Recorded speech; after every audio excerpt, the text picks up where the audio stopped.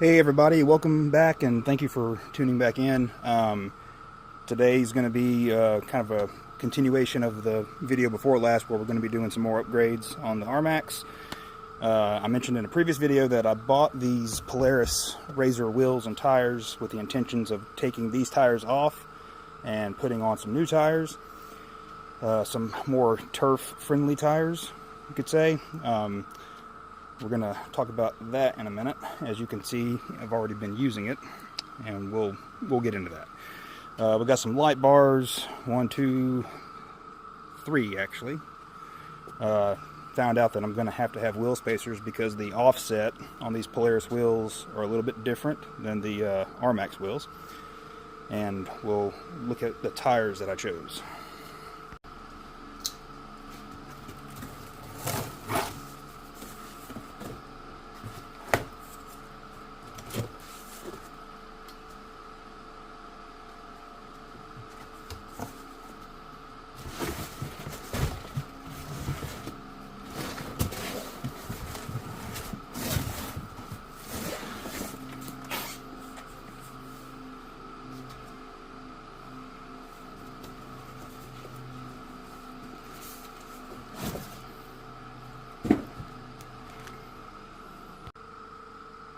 So I ended up going with this brand. I'm going to try, maybe it's just Obor.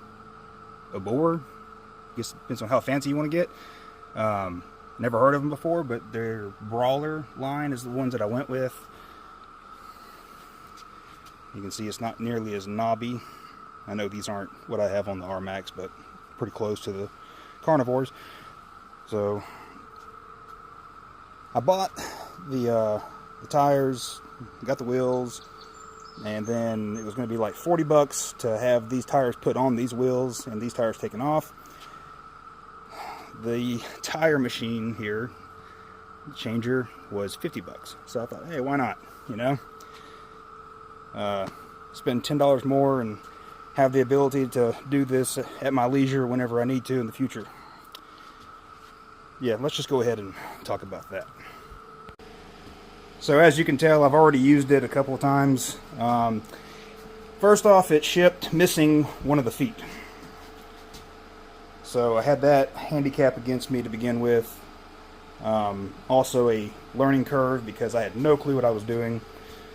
I did get 2 done. And as you can see, I scratched the snot out of this one. Got some good gouges in there.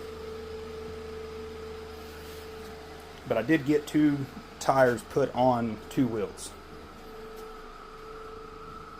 And you can see here, that's what it's going to look like.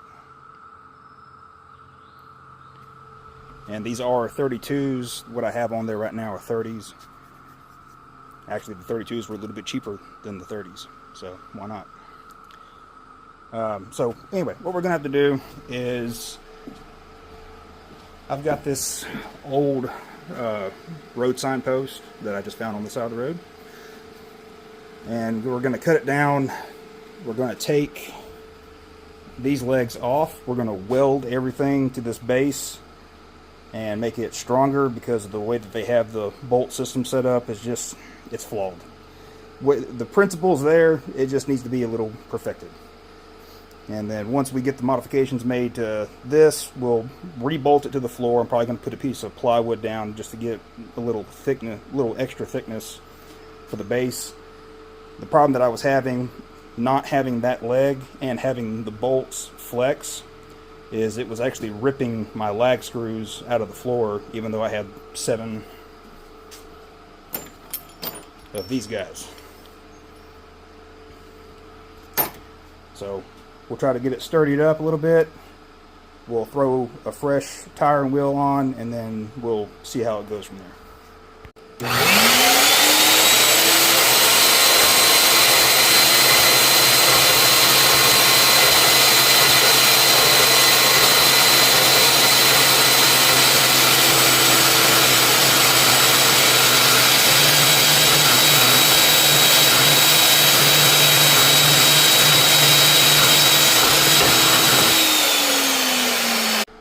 And that's how that's going to go.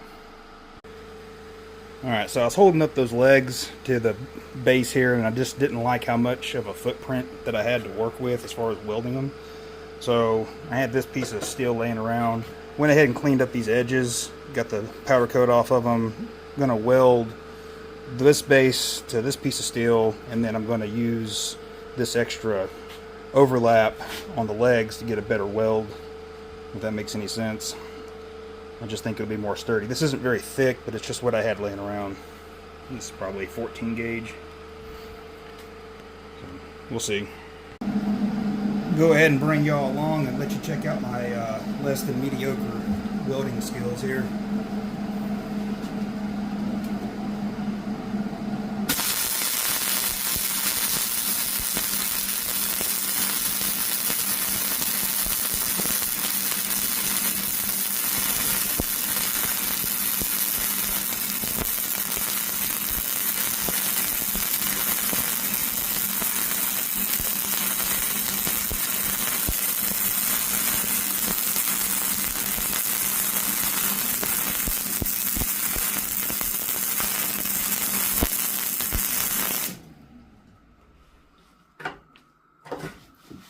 I guess we found the limits of the duty cycle.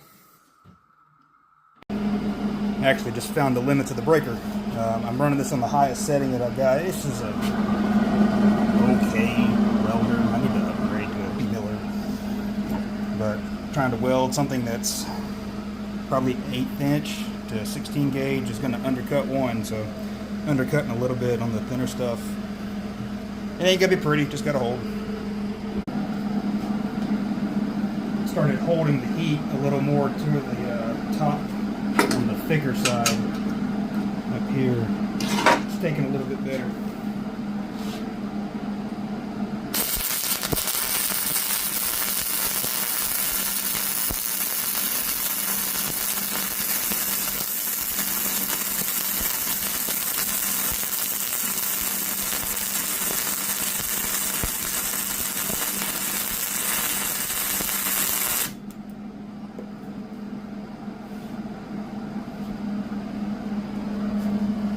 That looks a little better.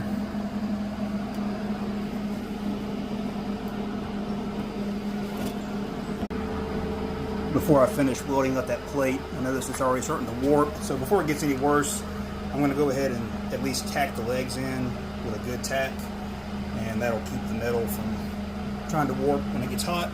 But I got it bolted in the way that it would normally go,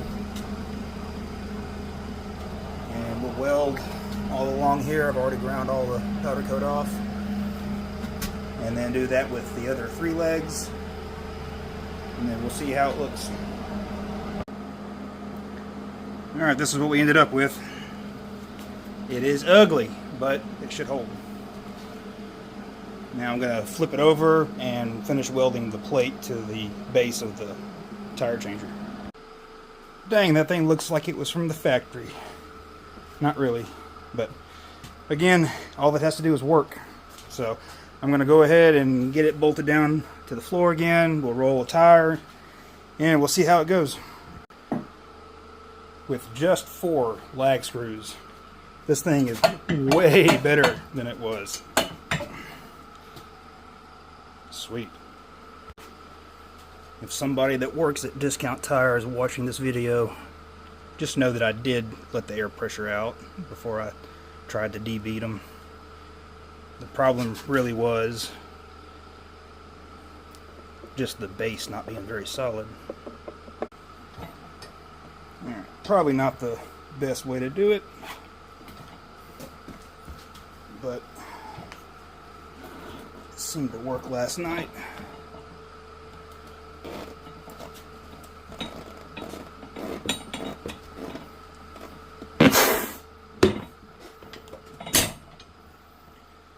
That was not the sound of air. Actually, it was. I didn't take the Schrader valves out. I just got it down to like 2 psi, 1 psi. But anyway, that was a whole lot easier than it was last night. Man, this thing works like a dream now.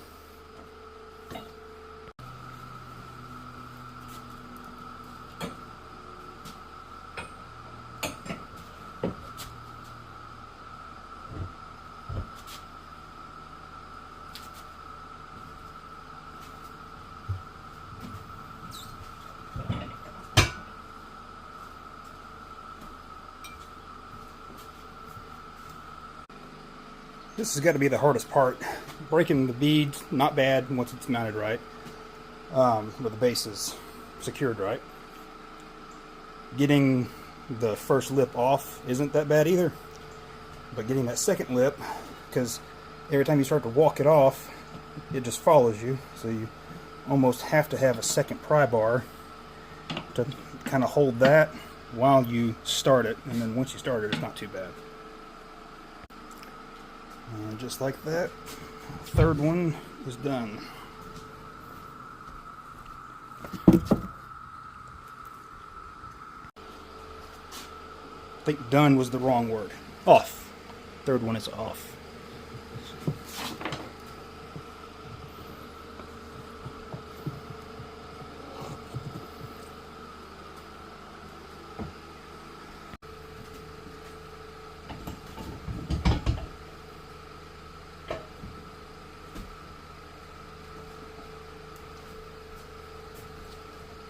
Chasing my tail. There we go.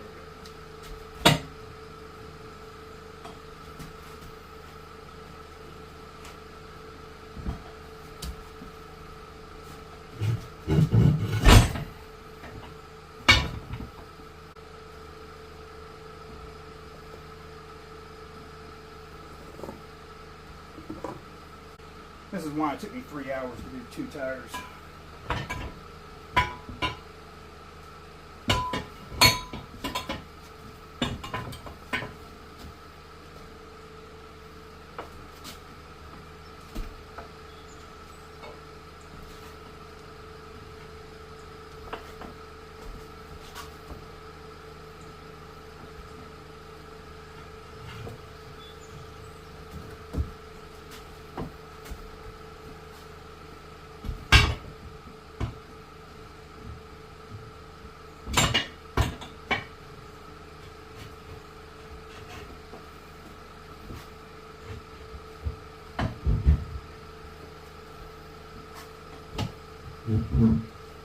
That's the sound of the powder coat coming off the wheels right there.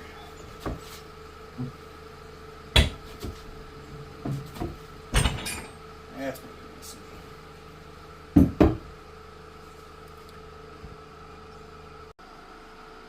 So as you can see, it does work even for somebody that doesn't know how to use it. But if you like the wheels that you have, like really like them, this is probably not for you, because this is going to happen. I'm sure that this is probably meant for just steel wheels with trailer tires on them. But these are going to get scratched up anyway, so it's not the end of the world.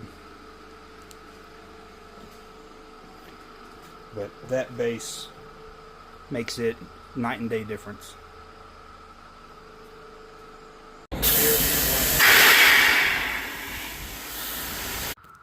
Alright, like you saw in the clip, I had to take 3 of these tires, wheels, to discount, because I only got 1 to inflate here, and I couldn't get it with the ratchet strap trick, with ether. I tried everything. And even the guys at Discount Tire, it took them 7 tries to get just 1 of these things to bead.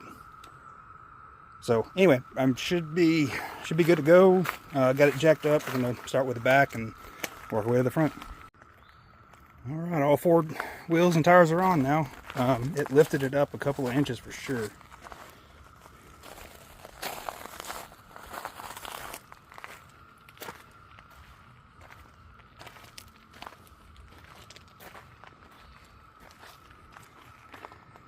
I think there's just enough yellow on the body for it to kind of blend.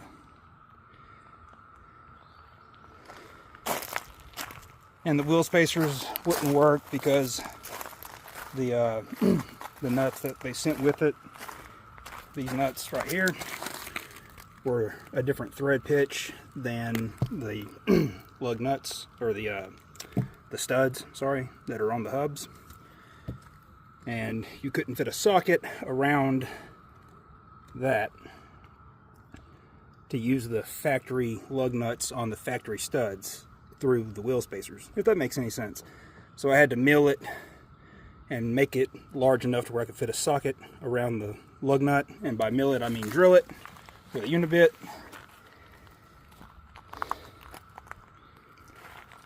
I'm gonna take it for a quick test ride and see how it handles. If wheels come off at high speed, you know, somebody will see this and they'll know what happened.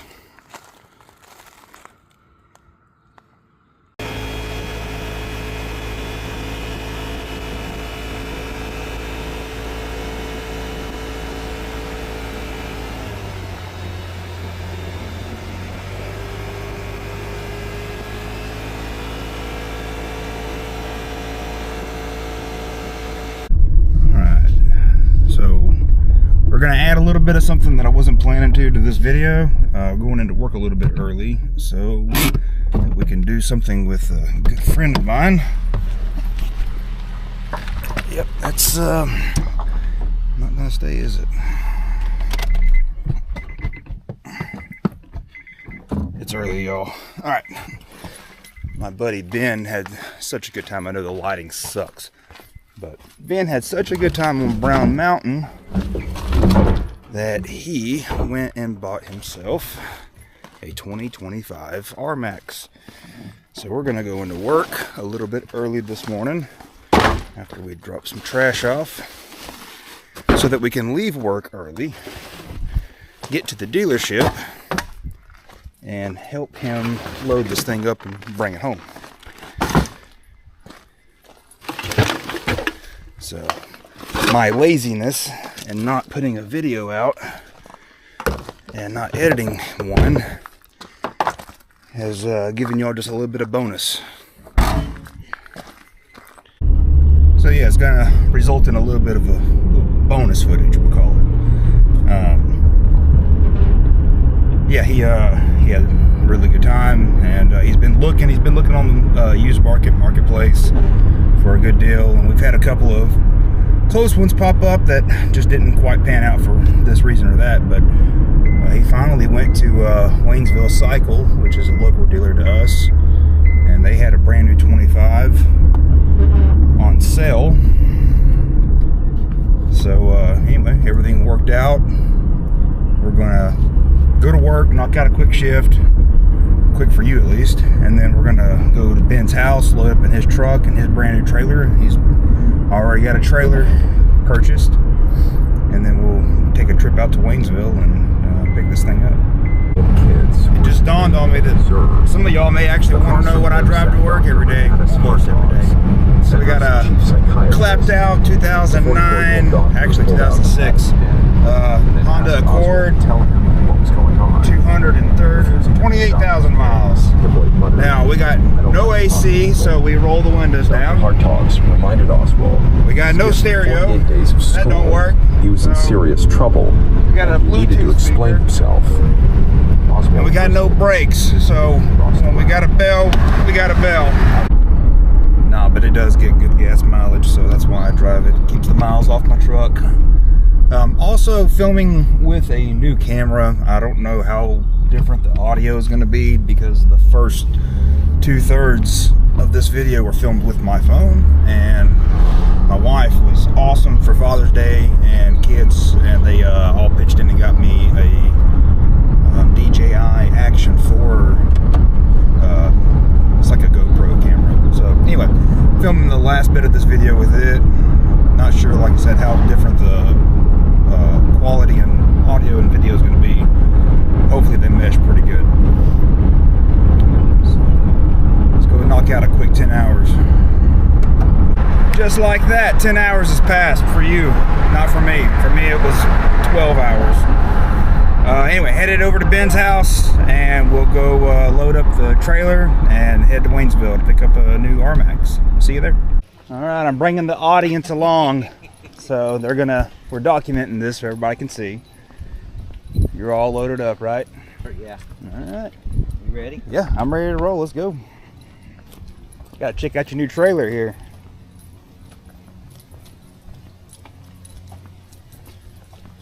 Shoo, that's a nice trailer. You got straps? Yep. Okay. All right, let's do it.